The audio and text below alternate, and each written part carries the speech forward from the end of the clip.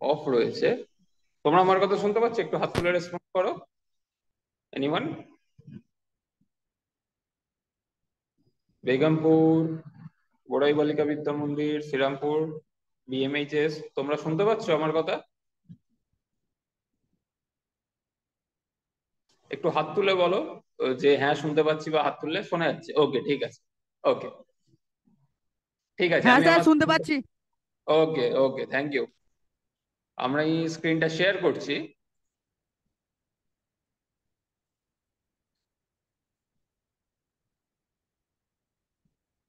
এবং আমরা আজকে আলোচনা করব, যেখানে আগের দিনকে আমরা হচ্ছে কি রক্ত নিয়ে আলোচনা শুরু করেছিলাম, আমি একবার সেখান থেকে আবার স্টার্ট করছি। রক্ত কি করে উৎপন্ন হয়, কোথায় উৎপন্ন হয়, সেইগুলো নিয়ে আমরা আলোচনা করছিলাম। কারোর কোনো প্রশ্ন বা কারোর কোনো জিজ্ঞাসা থাকলে তোমরা হচ্ছে কি মাঝখানে করতে পারো, মাইক্রোফোন অন করে। আর ক্লাসের ভিডিও রেকর্ডিং গুলো প্রত্যেকটাই ইউটিউবে অ্যাভেলেবেল রয়েছে, কেউ যদি চাও বাড়িতে গিয়েও কিন্তু ক্লাসের ভিডিও গুলো বা যদি দেখতে চাও ইউটিউবে গিয়ে দেখতে পারো, বা স্কুলের যদি কম্পিউটার বা নেট ইউজ করে, ইন্টারনেট ইউজ করে দেখতে পারো। আচ্ছা, আগের দিনকে আমরা আলোচনা করেছিলাম জন্মের পূর্বে কোথা থেকে হচ্ছে গিয়ে বিভিন্ন ধরনের রক্ত কণিকাগুলো তৈরি হয়, এবং জন্ম হওয়ার পর থেকে 70 বছর বয়স পর্যন্ত মোটামুটি কোন জায়গাগুলো, কোন অঙ্গাণুগুলো হচ্ছে গিয়ে এই তৈরি করে, কোন কোন হাড়গুলো বেসিক্যালি। আজকে আমরা আলোচনা করছি এই হাড়েরই কোন অংশটা পার্টিকুলারলি, যদি দেখা যায় যে ইনফ্যান্ট মানে সদ্যজাত যে জন্মেছে, মানে 0 থেকে 1 বছর বয়স পর্যন্ত, তার হাড়ের মধ্যে, অস্থির মধ্যে, অস্থিমজ্জাটা মেনলি থাকে হচ্ছে গিয়ে রেড বোন ম্যারো পুরোটাই। তোমরা যেটা এখানে ছবিতে যেমন দেখতে পাচ্ছ, বেশিরভাগটাই থাকে হচ্ছে কি হাড়ের মধ্যে রেড, লাল অস্থিমজ্জা। আর একটা রয়েছে কি, তারপরে যত বয়স বাড়তে থাকে দেখতে পাচ্ছ, চাইল্ড 1 থেকে 10 বছর, 10 থেকে 20 বছর, বা তারও পরবর্তী সময় অ্যাডাল্ট মানে 20 বছর প্লাস, 20 প্লাস, তোমাদের হাড়গুলো এখন মোটামুটি এই স্টেজেতে রয়েছে, যেখানে হচ্ছে কি কিছুটা ইয়েলো মোয়ারও রয়েছে এই বেশিরভাগটা, এবং লাল অস্থিমজ্জা কিছুটা করে রয়েছে। আর 20 প্লাস মানে 20 বছরের উপরে বয়স হয়ে গেলে দেখো, আমাদের লোহিত রক্তকণিকা বা আমাদের রক্তকণিকাগুলো তৈরি হয় অস্থিমজ্জায়। কোথায়? লাল অস্থিমজ্জায়, রেড বোন ম্যারোতে। এবং দেখো, যে আগের দিনকে যে আমরা ফিমার বা বিভিন্ন ধরনের হাড়ের কথা হয়েছিল, সেটা যেমন হচ্ছে কি ভার্টিব্রা বা পেলভিস, যেটা ম্যাক্সিমাম প্রচুর পরিমাণে লোহিত রক্তকণিকা তৈরি করে। স্টারনাম, আমাদের বুকের পাঁজরের এখানে রয়েছে মাঝখানে স্টারনাম, রিবস, আমাদের বুকের পাঁজর গুলো, টিবিয়া, ফিমার, এইগুলো কিন্তু এই হাড়গুলো, ফিমার যেমন আমাদের হাঁটু থেকে হচ্ছে কোমর থেকে হাঁটু পর্যন্ত যে হাড়টা, এরা কিন্তু এইভাবে, এই হাড়গুলোর ভেতরে যদি দেখা হয়, তাতে কি থাকে? লোহিত রক্ত, লোহিত অস্থিমজ্জা, রেড বোন ম্যারো এরকম অনেকটাই কম পরিমাণে থাকে। তাহলে প্রশ্নটা হচ্ছে, রক্ত তৈরি করার জন্য হচ্ছে গিয়ে তৈরি হচ্ছে লোহিত অস্থিমজ্জার মধ্যে, রেড ম্যারোতে, রেড বোন ম্যারোতে। তাহলে হাড়ের ভেতর থেকে রক্তকণিকা গুলো কিভাবে বাইরে আসছে? তাই তো, একটা হাড়ের মধ্যে রক্ত তৈরি হচ্ছে, আর রক্ত জালক গুলো রয়েছে হচ্ছে কি সবকটাই হাড়ের বাইরে। তাহলে কি?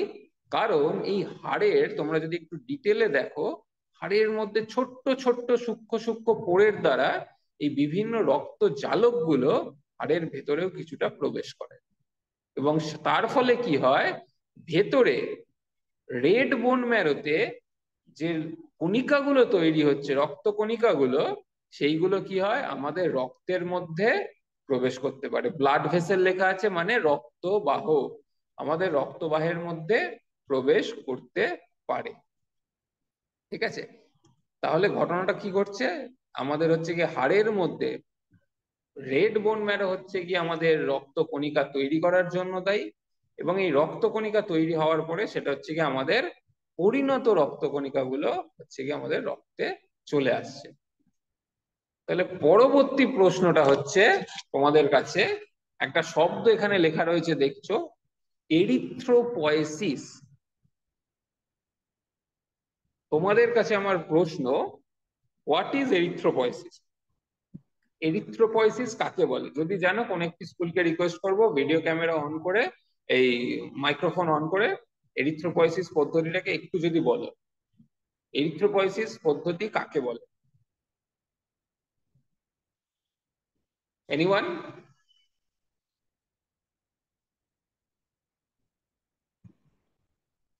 কোন একটি school? Nasigram high school, Srirampur girls high school, Bergram? What is erythropoiesis? Borai Balika Vidya মন্দির?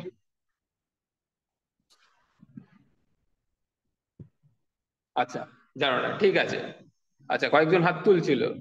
শ্রীরামপুরের মাইক্রোফোন অন করে চাইলে বলতে পারো। আচ্ছা, মাইক্রোফোনে বোধহয় কিছু সমস্যা বা কিছুর কথা আগের দিনকে বলেছিল। ওকে, নো ইস্যুস।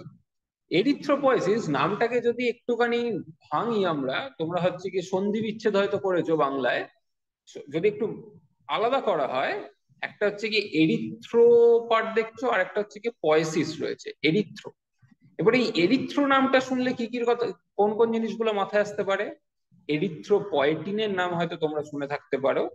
আরেকটা অঙ্গাণু আছে যেটাকে বলা হয় এরিথ্রোসাইট। কি বলা হয়?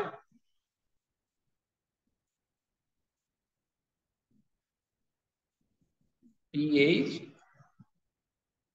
Erythro site. এই এরিথ্রোসাইটটারই আরেকটা নাম হচ্ছে, এটাকেই বলা হয় আর বি সি। কমন কথায় আরবিসি বা এরিথ্রো, এইটা হচ্ছে এরিথ্রো। এরিথ্রোসাইট বলতে আরবিসি, রেড ব্লাড সেল বা লোহিত রক্তকণিকাকে বলা হয় এরিথ্রোসাইট। এরিথ্রোসাইট। তাহলে এরিথ্রোপয়েসিস কি? এরিথ্রোপয়েসিস হচ্ছে সেই পদ্ধতি যার মাধ্যমে এরিথ্রোসাইট উৎপন্ন হয়। এরিথ্রোসাইট বা লোহিত রক্তকণিকা উৎপন্ন হয়। তাহলে এরিথ্রোপয়েসিস পদ্ধতি কাকে বলে? এরিথ্রোপয়েসিস পদ্ধতি বলা হয় সেটাকে যে পদ্ধতিতে লোহিত রক্তকণিকা উৎপন্ন হয়।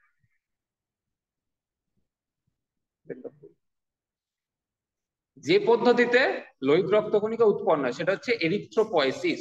ঠিক একইভাবে যখন লিউকোপয়েসিস আছে, তখন হচ্ছে গিয়ে লিউকোসাইট উৎপন্ন হয়। লিউকোসাইট হচ্ছে গিয়ে ডাব্লিউবিসি কে বলা হয়। ঠিক আছে, এগুলো আমরা হচ্ছে গিয়ে পরেরটাতে আলোচনা করছি। আগে আমরা দেখে নিই what is erythropoiesis. Very simple. ছবিটা হচ্ছে গিয়ে একটুখানি কমপ্লিকেটেড দেখতে মনে হলেও কিন্তু অতটা নয়। এরিথ্রোপয়েসিস মানে একটু আগে কি বললাম? আরবিসি তৈরি হওয়া। আরবিসি বা এই যে এরিথ্রোসাইট তোমরা দেখতে পাচ্ছ, এরিথ্রোসাইট। কি লেখা আছে? এরিথ্রোসাইট। কেমন দেখতে হয় তোমরা ছবিতে এখানে দেখতে পাচ্ছ? একদম লোহিত রক্তকণিকা কিরকম দেখতে? এক্স্যাক্টলি একটা গোলাকার, মাঝখানটা ওভাল থাকে, ভেতর দিকটা ঢুকে থাকে। সিম্পল। তাহলে এই এরিথ্রোসাইট যে তৈরি হয়, সেটা তৈরি হয় আমাদের একটি স্টেম সেল থেকে। সেই স্টেম সেলটার নাম কি? হিমোসাইটোব্লাস্ট নামক একটি স্টেম সেল থেকে লোহিত রক্তকণিকা তৈরি হয়। কিন্তু এই যে তৈরি হওয়াটায় একটু সময় লাগে। কেউ বলতে পারবে আরবিসি বা লোহিত রক্তকণিকা তৈরি হতে কতদিন সময় লাগে? এনিওয়ান? এই এরিথ্রোপয়েসিস হতে, মানে এই হিমোসাইটোব্লাস্ট থেকে এরিথ্রোসাইট হতে, সরি, হিমোসাইটোব্লাস্ট থেকে এরিথ্রোসাইট উৎপন্ন হতে কত দিন সময় লাগে? জানা আছে? ওকে, সেটা আমরা দেখছি। মোটামুটি এটা 7 থেকে 9 দিন আনুমানিক গড়ে হচ্ছে গিয়ে সময় লাগে। ঠিক আছে, 7 থেকে 9 দিনের কাছাকাছি। কারণ কেন সময় লাগছে? তার কারণ এই একটা থেকে পরবর্তী কোষ বিভাজনের মাধ্যমে আরেকটা নতুন কোষ তৈরি হয়, সেখান থেকে আরেকটা নতুন কোষ, এইভাবে কোষ বিভাজিত হতে হতে অনেকটা সময় লেগে যায় কোষ হচ্ছে কি যখন তৈরি হয়। এবং এই প্রত্যেকটা দশাতেই প্রত্যেকটা কোষের মধ্যে একটা নির্দিষ্ট কিছু বৈশিষ্ট্য রয়েছে। যেমন একটা শিশু জন্ম থেকে তার বৃদ্ধি হয়, যে একজন অ্যাডাল্ট হওয়া, তার মধ্যে যে ধরনের বিভিন্ন ধরনের ক্যারেক্টারিস্টিক্স চেঞ্জ হয়, ঠিক একইভাবে আমাদের স্টেম সেল থেকে, স্টেম কোষ থেকে আমাদের লোহিত রক্তকণিকা তৈরি হওয়া কোথায় হচ্ছে? লাল অস্থিমজ্জার মধ্যে, মানে রেড বোন ম্যারোর মধ্যে। এবং এগুলোর এই প্রত্যেকটা কোষেরই এক একটা নাম আছে, তোমাদের বইতে এই মুহূর্তে ক্লাস 9-এ দরকার নেই, তাও যদি কেউ ইন্টারেস্টেড হও তো এটা একটু মনে রাখতে পারো। হিমোসাইটোব্লাস্ট থেকে প্রো এরিথ্রোব্লাস্ট তৈরি হয়, আর্লি এরিথ্রোব্লাস্ট, এরিথ্রোব্লাস্টের পরে যেহেতু আরেকটা কোষের দশা আসছে সেটাকে বলা হচ্ছে লেট এরিথ্রোব্লাস্ট, তারপরে নর্মোব্লাস্ট। এখানে কি দেখা যাচ্ছে, এই যে বেগুনি কালারের যে গোলটা দেখতে পাচ্ছ, এটা বেসিক্যালি হচ্ছে নিউক্লিয়াস। এটা কি? একটা কোষের নিউক্লিয়াস, গোলটা। এই নর্মোব্লাস্ট দশাতে কি হয়, নর্মোব্লাস্ট দশার পরবর্তী ধাপেতে যখন ওটা ম্যাচিওর করে, সেই নর্মোব্লাস্ট থেকে নিউক্লিয়াসটা বাদ চলে যায়, নিউক্লিয়াসটা বাইরে বেরিয়ে যায়। আর নিউক্লিয়াসের মধ্যে কি থাকে আমরা জানি, নিউক্লিয়াসের মধ্যে আমাদের যে জিনগত ক্যারেক্টার গুলো আমরা যেটা বংশ পরম্পরায় বহন করছি, তার অন্যতম ধারক এবং বাহক ক্রোমোজোম বা ডিএনএ, এটা হচ্ছে গিয়ে থাকে কোথায়? নিউক্লিয়াসের মধ্যে, অন্যতম মেনলি নিউক্লিয়াসের মধ্যে থাকে। তাহলে নিউক্লিয়াসটা বেরিয়ে যায়, কোষ হচ্ছে গিয়ে বার করে দেয়। তাহলে কি পড়ে রইলো? একটা কোষ, যদি তোমরা যখন পড়েছিলে নিশ্চয়ই মনে আছে, কোষের বিভিন্ন কোষাঙ্গাণু থাকে, কোষের ভেতরে নিউক্লিয়াস থাকে, মাইটোকন্ড্রিয়া থাকে, গলগি বডি থাকে, এন্ডোপ্লাজমিক রেটিকুলাম থাকে, বা পড়বে তোমরা হয়তো। ওখান থেকে নিউক্লিয়াসটা বেরিয়ে যায়। এই নিউক্লিয়াসটা বেরিয়ে যাওয়ার পরে কোষের যে দশাটা হয়, যে ফেজটা থাকে, সেটাকে বলা হয় রেটিকিউলোসাইট। কি কোষ তৈরি হলো? রেটিকিউলোসাইট তৈরি হলো। এই রেটিকিউলোসাইটটা কোথায় থাকছে? অস্থিমজ্জার ভেতরে থাকছে। রেটিকিউলোসাইট কোথায় থাকছে? অস্থিমজ্জার ভেতরে থাকছে। তারপরে কি হয়, যখন সেই রেটিকিউলোসাইটটা আরো পরিণত হয়, সেটা হচ্ছে গিয়ে এরকম এরিথ্রোসাইট, যার দুদিক থেকে, সাইড থেকে দেখলে যদি এরকম একটা কনকেভ, মোস্ট প্রবাবলি এটা কনকেভ একটা এরকম স্ট্রাকচার সাইড থেকে যদি দেখা হয়, ঠিক আছে। আর ওপর থেকে দেখলে এরকম একটা গোল সার্কুলার হয়, আর মাঝখানটা হচ্ছে কি এই জায়গাটা একটু ঢুকে থাকে ভেতর দিকে, ঠিক এইখানটা, এই জায়গাটা সার্কেলের, যেটা তোমরা হচ্ছে কি এইখানেও ছবিটা দেখতে পাচ্ছ, অনেকটা এরকম। এটা হচ্ছে কি লোহিত রক্তকণিকার, পরিণত লোহিত রক্তকণিকা দেখতে এরকম হয়। কিন্তু সেই কারণে এবারে এই প্রোএরিথ্রোব্লাস্ট থেকে রেটিকিউলোসাইট হতে কতদিন সময় লাগে? প্রায় 7 দিন।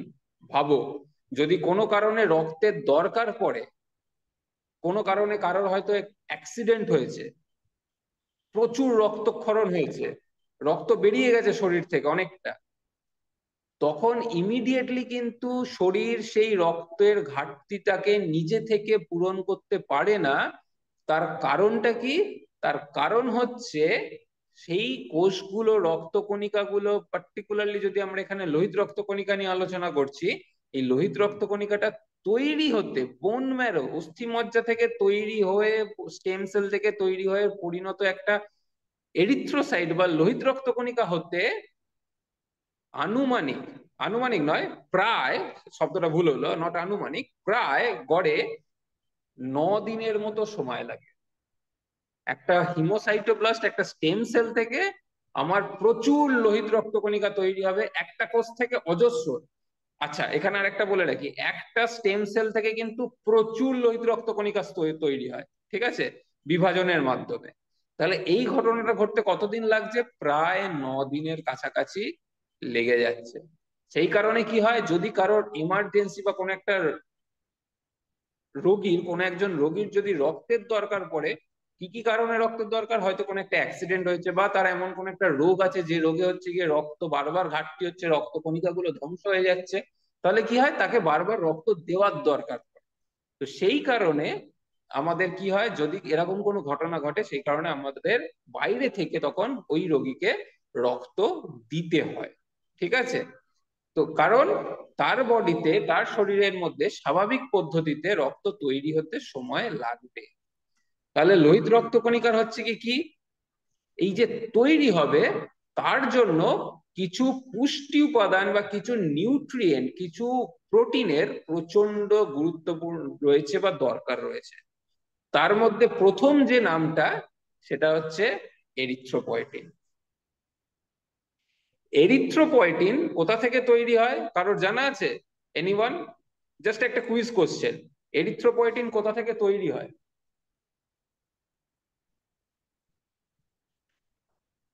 স্যার লাল অস্থি মজ্জা। আহ এরিথ্রোপয়েটিন কাজ করে লাল অস্থি মজ্জায় গিয়ে, কিন্তু তৈরি কি লাল অস্থি মজ্জায় হয়? এরিথ্রোপয়েটিনটা একদমই যেটা বলেছো ঠিক বলেছো, আংশিক ঠিক। তার কারণ হচ্ছে স্যার এরিথ্রোপয়েটিন, এরিথ্রোব্লাস্ট কোষ থেকে। এরিথ্রোব্লাস্ট কোষ থেকে সেটা কোথায় আছে? এরিথ্রোব্লাস্ট কোষ থেকেও এরিথ্রোপয়েটিন তৈরি হয় না, ওটা কিডনি থেকে তৈরি হয়। কিডনিতে একটি বিশেষ কোষ আছে। কিডনি মানে কি আমাদের বৃক্ক, ভাবো। কোথায় আমাদের বৃক্ক? আমাদের কটা বৃক্ক আছে? আমাদের দুটো বৃক্ক আছে, যার কাজ হচ্ছে গিয়ে কি, প্রধান কাজ হিসেবে আমরা জানি যে মূত্র উৎপাদনে এবং রক্তকে পরিশ্রুত করতে সাহায্য করে। কিন্তু এই এরিথ্রোপয়েটিন তৈরি হচ্ছে বৃক্কে, সেখান থেকে রক্তের মাধ্যমে সারা দেহে হচ্ছে গিয়ে ছড়িয়ে পড়ছে। সারা দেহের কোথায় যাচ্ছে? হাড়েতে যাচ্ছে। হাড়ের ভেতরে গিয়ে কি করছে, যে এই হিমোসাইটোব্লাস্ট বা স্টেম সেল গুলো রয়েছে, প্রোএরিথ্রোব্লাস্ট রয়েছে, এই কোষগুলোকে কি করছে? উদ্দীপিত করছে। উদ্দীপিত করে বলছে তোমাকে এবারে কোষ বিভাজিত হতে হবে। মানে প্রোএরিথ্রোব্লাস্টকে বলছে তুমি একটা কোষ থেকে দুটো কোষ হও। আর্লি এরিথ্রোব্লাস্টকে বলছে তুমি একটা কোষ থেকে দুটো কোষ তৈরি করো, দুটো থেকে চারটে, চারটে থেকে আটটা, আটটা থেকে 16টা। এইভাবে প্রচুর প্রচুর পরিমাণে হচ্ছে গিয়ে কোষ বিভাজিত হতে থাকে এবং নতুন নতুন আরেকটা কোষ তৈরি হতে থাকে। এরিথ্রোপয়েটিন ছাড়া এরিথ্রোপয়েসিস ঘটানো অত্যন্ত ডিফিকাল্ট। সেই কারণে কি হয়, বিভিন্ন যে আর্টিফিশিয়াল নিউট্রিয়েন্ট যেগুলো পাওয়া যায় না, মানে খেলোয়াড়রা প্রধানত হচ্ছে গিয়ে, তাদের কি দরকার পড়ে, শরীরে লোহিত রক্ত কণিকার পরিমাণ বাড়াতে চায় যদি কেউ, তাহলে তারা হচ্ছে গিয়ে চেষ্টা করে এই এরিথ্রোপয়েটিন নামক জিনিসটা বাইরে থেকে হয় ইনজেকশনের মাধ্যমে কখনো কখনো, বা কোনো এমন খাবার যেগুলো এরিথ্রোপয়েটিন তৈরি করতে সাহায্য করে ন্যাচারালি, সেগুলোর উপরে নির্ভর করে। যেমন লাল শাক, লাল শাক, বিট, তারপরে তোমরা খেয়ে থাকবে হয়তো পুঁই মিটুলি, ওই যে যে ধরনের হয়, এক ধরনের শাক, পুঁই শাকের যে ফলটা বা ফুলটা বোধহয় সম্ভবত, সেই ওগুলোর মধ্যে কি থাকে, প্রচুর পরিমাণে লোহিত রক্ত কণিকা তৈরি করার জন্য যে উপাদানগুলোর দরকার, যে উদ্দীপনা মানে যে ইনফরমেশনটা উদ্দীপনাটা দরকার, সেইগুলো থাকে। ঠিক আছে, এরিথ্রোপয়েটিন সেখান থেকেই হচ্ছে গিয়ে এরিথ্রোসাইট। এরিথ্রোপয়েটিন হচ্ছে গিয়ে অত্যন্ত গুরুত্বপূর্ণ একটা উপাদান। প্রোটিন, এরিথ্রোপয়েটিনটা কি, আমাদের শরীরের মধ্যে নর্মাল স্বাভাবিক পদ্ধতিতে তৈরি হয়। কে তৈরি করছে? বৃক্ক তৈরি করছে। কোথায় গিয়ে কাজ করছে? আমাদের অস্থিমজ্জায় গিয়ে কাজ করছে। কার ওপরে কাজ করছে? এই বিভিন্ন কোষগুলোর ওপরে কাজ করছে, যেমন হিমোসাইটোব্লাস্ট, স্যার প্রোএরিথ্রোব্লাস্ট, আর্লি এরিথ্রোব্লাস্ট, এগুলোর ওপরে। স্যার হ্যাঁ বলো। স্যার ক্রিকেটারদের কেন এরিথ্রোপয়েটিন দরকার পড়ে? ক্রিকেটারদের শুধুমাত্র এরিথ্রোপয়েটিন দরকার পড়ে কথাটা ঠিক নয়। যে কোনো ম্যারাথনার বা যারা হচ্ছে কি অনেকক্ষণ ধরে যেসব খেলাগুলোর সাথে যুক্ত, তাদের দম বাড়ানোর জন্য, বা দমটা কিসে বাড়বে, দম বলতে কোনটা বোঝাচ্ছে, আমার শরীরের আমার ক্লান্তি কত পরে আসবে। ক্লান্তি পরে কখন আসে? যদি আমার শরীরে অক্সিজেনের সরবরাহ পর্যাপ্ত পরিমাণে হয়। অক্সিজেন সরবরাহ করতে সারা শরীরে কে সাহায্য করে? হিমোগ্লোবিন। হিমোগ্লোবিন কোন কোষের মধ্যে থাকে? কোন রক্তকণিকার মধ্যে থাকে? লোহিত স্যার রক্তকণিকা। আরবিসি। RBC, correct. তাহলে উদ্দেশ্যটা কি হয়, আমার শরীরে যদি আমি বেশি বেশি পরিমাণে রক্ত, অক্সিজেন সাপ্লাই করতে চাই, যাতে আমার পেশি কোষগুলো একটু দেরিতে ক্লান্ত হয়, মানে ল্যাকটিক অ্যাসিড জমা শুরু হয়, অ্যাসিডটার নাম, তাহলে আমার কোষ, আমার শরীর কি চায়, শরীর হচ্ছে গিয়ে শরীরের মধ্যে কি ঘটে, বা যে কোনো চায় যে আমার শরীরে যদি পর্যাপ্ত পরিমাণে লোহিত রক্তকণিকা থাকে, পর্যাপ্ত পরিমাণে হিমোগ্লোবিন থাকে, তাহলে কিন্তু তাদের দম বেশি হয়, তাদের ক্লান্তি অনেক পরে আসে। ঠিক একইভাবে যারা অ্যানিমিয়া, অ্যানিমিয়া কাকে বলে, যাদের শরীরে হিমোগ্লোবিনের মাত্রা কম, সেটা কোনো কারণে লোহিত রক্তকণিকা কম থাকার ফলেও হতে পারে। কি হয় তাদের, তাদের এই যে হিমোগ্লোবিন কম থাকার ফলে বিভিন্ন ধরনের অ্যানিমিয়া আছে, তো তার তার ফলে কি হয়, তাদের অক্সিজেন সরবরাহ শরীরের মধ্যে পর্যাপ্ত পরিমাণে হচ্ছে না। একজন যার শরীরে হিমোগ্লোবিন যথেষ্ট পরিমাণে আছে, সে হয়তো 2-3 বার সিঁড়ি দিয়ে ওঠানামা করলো, হাঁপালো না। কিন্তু একজন যার শরীরে হিমোগ্লোবিন কম রয়েছে, সে হয়তো একবার উঠলো বা একটু নামলো বা কিছু একটা কাজ করলো, হাঁপিয়ে পড়লো। ফিমেলদের ক্ষেত্রে, মহিলাদের ক্ষেত্রে এই হিমোগ্লোবিন বা রক্তাল্পতা বলা হয়, অ্যানিমিয়া বা রক্তাল্পতা, এটার ডমিনেন্সি কিন্তু, এটার প্রিভ্যালেন্স বা এটার কিন্তু অনেক বেশি পরিমাণে দেখা যায়। ছেলেদের মধ্যে অনেকের ক্ষেত্রে হচ্ছে গিয়ে দেখা যায়, অনেক প্লেয়ারের ক্ষেত্রে দেখা যায় যে তারা হচ্ছে গিয়ে রক্তাল্পতায় ভুগছে। পার্টিকুলারলি যারা ম্যারাথনের সাথে যুক্ত বা এমন কোনো খেলার সাথে যুক্ত যে খেলাটা হচ্ছে গিয়ে 2 ঘন্টা 3 ঘন্টা ধরে হয়, যেমন দৌড়ানো, সাইক্লিং, লং ডিস্টেন্স সাইক্লিং, তাদের ক্ষেত্রে তাদের শরীরে এই ধরনের রক্তাল্পতা হচ্ছে গিয়ে দেখা যায় অনেক ক্ষেত্রে। ঠিক আছে? তো এরিথ্রোপয়েটিন হচ্ছে একটা অন্যতম একটা প্রোটিন যেটাই আমাদের সাহায্য করে। আর কিভাবে ন্যাচারাল আর একটা কোন পদ্ধতিতে এরিথ্রোপয়েটিন বাড়ানো যায়, তোমরা হয়তো শুনে থাকবে, প্লেয়াররা কখনো কখনো হচ্ছে পাহাড়ে গেছে ট্রেনিং করতে। কোথায় গেছে? পাহাড়ে গেছে, ওই শিলং এ গেছে, বা কখনো কখনো মোহনবাগান বা ইস্ট বেঙ্গল টিম হচ্ছে গিয়ে চলে গেছে শিলং এ বা কোথাও হাই অল্টিটিউডে, মানে উঁচুতে গিয়ে ট্রেনিং করছে কোন একটা মাঠেতে। ওখানে গিয়ে 7 দিন 10 দিন 15 দিন থাকছে। তারপরে আবার কম্পিটিশনের আগে সি লেভেলে বা মানে সমতলে নেমে আসছে। এটা কি করে? এটাও কিন্তু এরিথ্রোপয়েটিন, এটার উদ্দেশ্য কি থাকে? এরিথ্রোপয়েটিনের ক্ষরণটাকে বাড়ানো, এরিথ্রোপয়েটিনের প্রোডাকশনটাকে বাড়ানো, ঠিক আছে, যাতে আমার লোহিত রক্তকণিকা বেশি বেশি পরিমাণে তৈরি হতে পারে এবং যার অ্যাডভান্টেজটা আমার শরীর নিতে পারে খেলার সময়তে, বেশি বেশি পরিমাণে যাতে আমি অক্সিজেন সাপ্লাই করতে পারি হোল বডিতে। ঠিক আছে? তো এটা হচ্ছে এরিথ্রোপয়েটিন। কারোর কোনো কোশ্চেন আছে?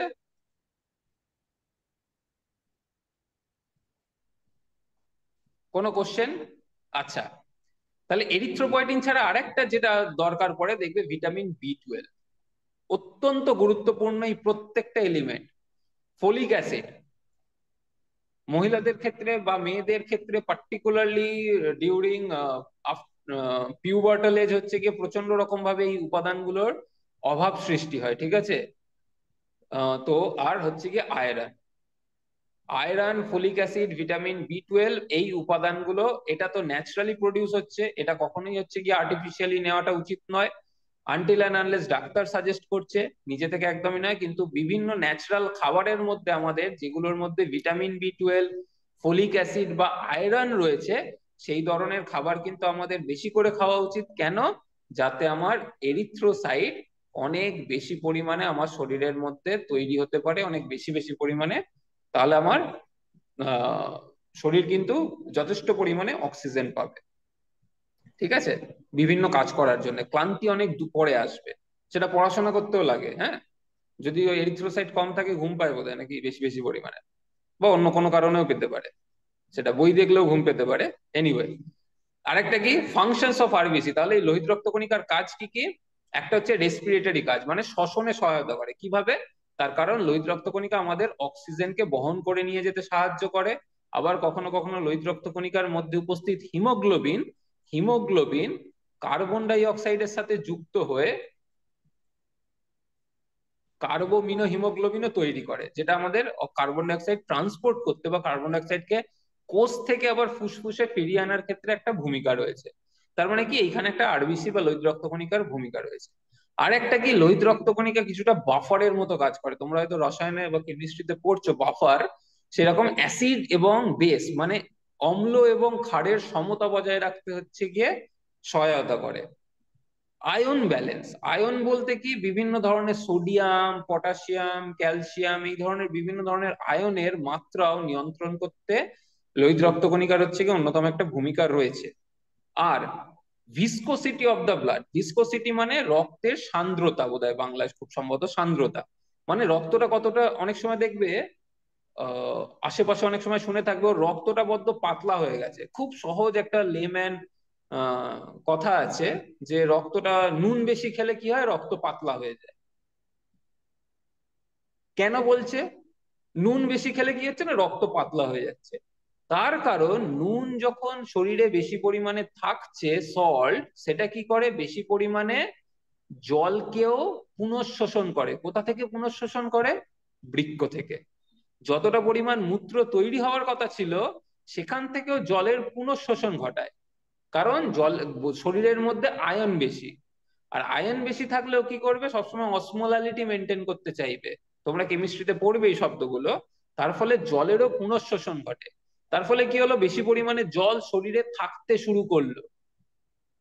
বেশি পরিমাণে জল, আমাদের শরীরে রক্তের মাত্রা কত, একটা প্রাপ্তবয়স্ক পূর্ণ মানে একদম 70 কেজি যদি কারোর ওয়েট হয়ে থাকে, সুস্থ স্বাভাবিক মানুষের যার ওজন 70 কিলোর কাছাকাছি, ধরে নেয় তার শরীরে প্রায় 5 লিটারের কাছাকাছি রক্ত থাকে।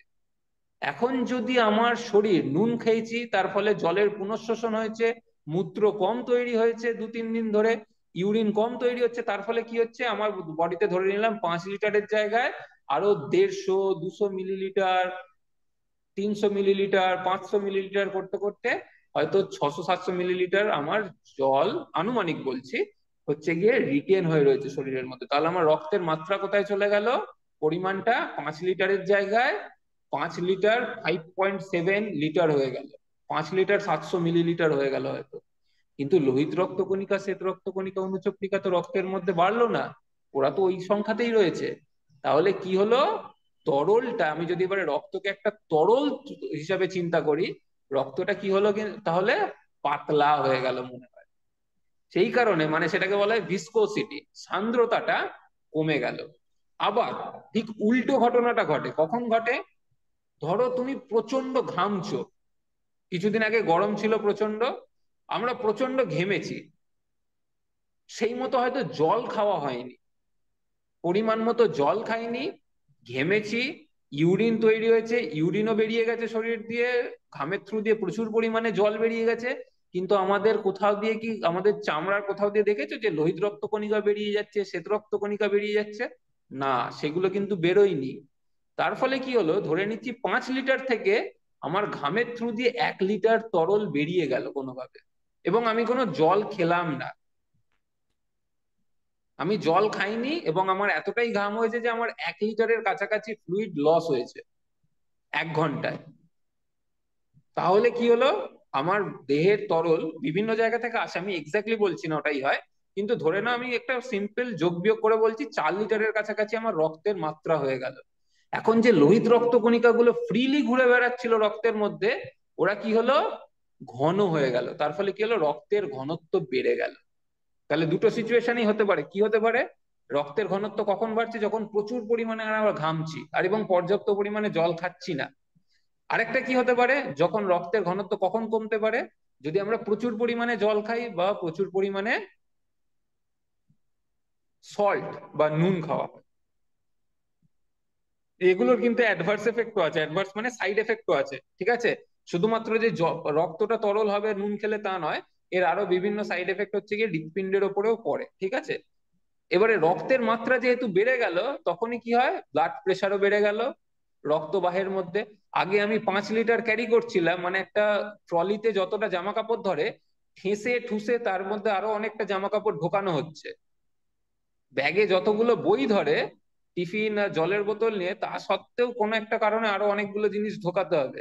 ব্যাগটা কি হবে, ব্যাগের মধ্যে চাপ বেড়ে যাবে। ঠিক একই ঘটনা ঘটে যদি রক্তবাহের মধ্যে রক্তের পরিমাণ বেড়ে যায়, মানে তরলের মাত্রা বেড়ে যায়, সে কিন্তু রক্তবাহে একটা চাপ সৃষ্টি করে।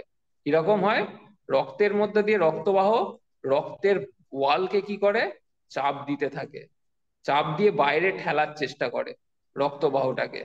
এবং এইটাই যখন মাপা হয়, এটাকেই বলা হয়,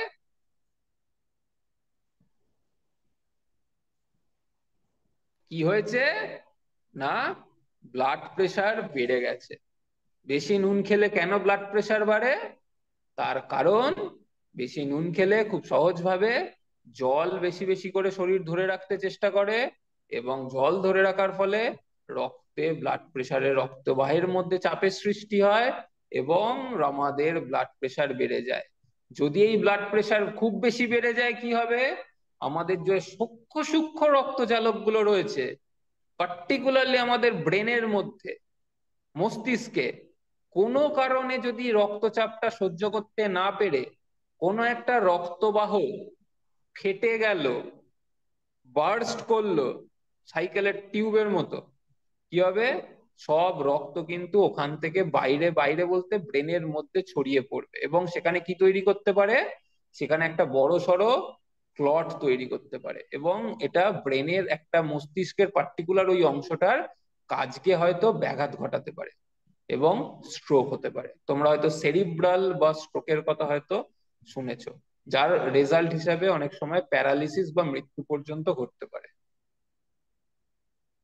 যাদের অনেক সময় হচ্ছে কি অনেক রোগীকে বা অনেক এরকম দেখতে পারো যে হয়তো বাঁ দিকটা বা কোনো কারণে একটা দিক পার্টিকুলারলি কাজ করছে না, বা ডান দিকটা করছে না, হাতটা বা পাটা, বা কোনো কারণে হচ্ছে গিয়ে হওয়ার মানে এতটাই বাজেভাবে রাপচার হয়েছে যে 2-3 দিনের মধ্যে হয়তো মারাই গেছে। তো এইরকম হচ্ছে গিয়ে স্ট্রোক প্রচন্ড ডেঞ্জারাস হচ্ছে গিয়ে একটা জিনিস। সেই কারণে রক্তচাপকে সবসময় বলা হয় নিয়ন্ত্রণ করতে। কিভাবে নিয়ন্ত্রণ করতে? নুনের মাত্রাকে নিয়ন্ত্রণ করে, যে বাইরে থেকে উল্টো কোনোভাবে নুনটা যাতে না খাওয়া হয় এক্সেস। কি অদ্ভুত জিনিস একটা নুন, সেটার সাথে হচ্ছে কি কিভাবে সম্পর্কিত পুরো সিস্টেমটা। ঠিক আছে, তো আজকের মতো এই পর্যন্তই। কারোর কোনো কোশ্চেন বা কারোর কোনো জিজ্ঞাসা আছে? নেক্সট দিনকে আমরা ডাব্লিউবিসি এবং অণুচক্রিকা নিয়ে আলোচনা করব। Any questions, any doubt?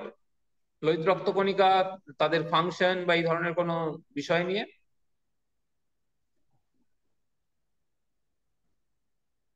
বুঝতে পেরেছো? কারোর কোনো হ্যাঁ কোশ্চেন স্যার। রয়েছে? একটা হ্যাঁ স্যার। ওকে, ঠিক আছে। সেই কারণে না স্যার, স্যার। আমাদের কোনো কোশ্চেন নেই। ঠিক আছে, এই কারণে কি করতে হবে, তোমরা হচ্ছে কি বাড়িতে কাউকে নুন খেতে দেখলে, বয়স্কদের পার্টিকুলারলি, তোমরা হচ্ছে কি বুঝিয়ে বলবে এবং নিজেরাও সেটাকে প্র্যাকটিস করার চেষ্টা করবে। ঠিক আছে? কোশ্চেন আছে। হ্যাঁ বলো। মানুষের লোহিত রক্তকণিকায় অক্সিজেন পরিবহনকালে আবাস শ্বসন পদ্ধতিতে শক্তি সংগ্রহ করার ফলে কি সুবিধা হয় না অসুবিধা হয়? লোহিত রক্তকণিকায়, আরেকবার, একটু আস্তে আস্তে। মানুষের লোহিত রক্তকণিকায় আপাত শ্বসন পদ্ধতিতে অক্সিজেন পরিবহনকালে অবাত শ্বসন ওই একই হলো পদ্ধতিতে কি সুবিধা হয়? অবাত শোষণকালে বলছো? হ্যাঁ। অবাত শ্বসনকালে, আচ্ছা, কি সুবিধে হয়? কিংবা কি অসুবিধাই হয়? শক্তি পরিবহন করতে। আচ্ছা, হ্যাঁ, শক্তি সংগ্রহ করতে। শক্তিকে আমি কোশ্চেনটা হয়তো ঠিক মতো বুঝতে পারছি না, এক মিনিট। একটা হচ্ছে শক্তি বলতে আমরা এটিপি কে বুঝি, হ্যাঁ, অ্যাডিনোসিন ট্রাইফসফেট। কোশ্চেনটা। হ্যাঁ বলো। মানুষের লোহিত রক্তকণিকায় অক্সিজেন পরিবহনকালে আপাত শ্বসন পদ্ধতিতে শক্তি সংগ্রহ করার ফলে কি সুবিধা হয়?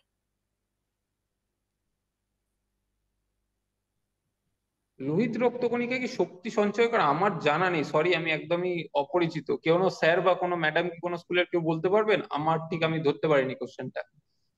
আবাদ শোষণকালে এবং শক্তি সংগ্রহ করতে।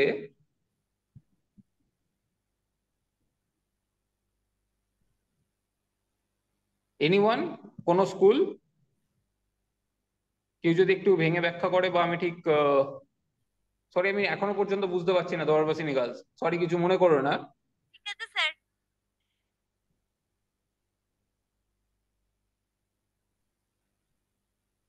কারণ লোহিত রক্তকণিকা শক্তি সংগ্রহ করছে সংবহনের সময়।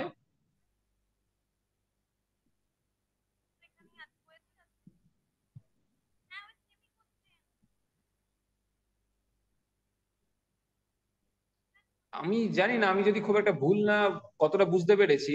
এক হচ্ছে গিয়ে লোহিত রক্তকণিকার মধ্যে কিছু শ্বসন প্রক্রিয়া চলে, ঠিক আছে? সেটা অবাত এবং সবাত, কখনো কখনো সেটা ডিপেন্ড করছে। এবং সেখানে যে শক্তি উৎপন্ন হয় সেটা লোহিত রক্তকণিকার মধ্যে মাইটোকন্ড্রিয়া একটা নির্দিষ্ট সংখ্যায় থাকে।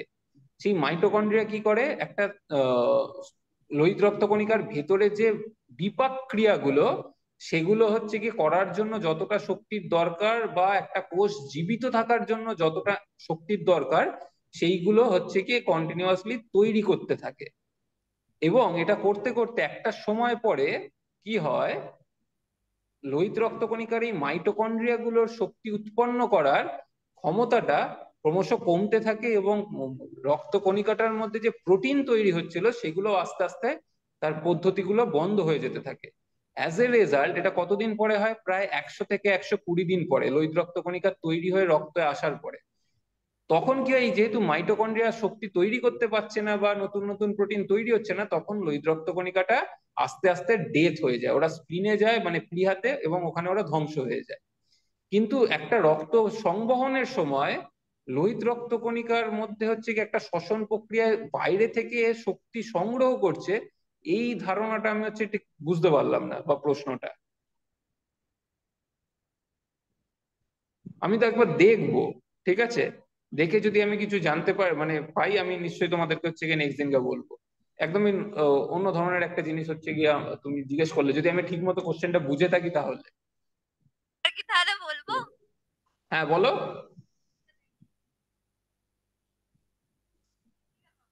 নিশ্চয়ই বলো। ওই তো, মানুষের লোহিত রক্তকণিকায় অক্সিজেন পরিবহনকালে শ্বসন অপাত আপাত শ্বসন পদ্ধতিতে শক্তি সংগ্রহ করার ফলে কি সুবিধা হয়? হ্যাঁ ঠিক আছে, আমি নোট করে নিয়েছি। ঠিক আছে, ওকে, থ্যাংক ইউ এভরিওয়ান। আমি এটা নিয়ে এটাই হচ্ছে কি আমি দেখবো, দেখে হচ্ছে কি আমি পরের দিনকে হচ্ছে গিয়ে অ্যান্সার করার চেষ্টা করবো। ঠিক আছে, আমি যতটা বুঝতে পেরেছি কোশ্চেনটা। ওকে, তুমি বুঝতে পারো। সো থ্যাংক ইউ এভরিওয়ান প্রত্যেককে। Thank you sir. কারোর কোনো কোশ্চেন আছে, আর কারোর কোনো অন্য কিছু? না স্যার, কোনো কোয়েশ্চেন নেই।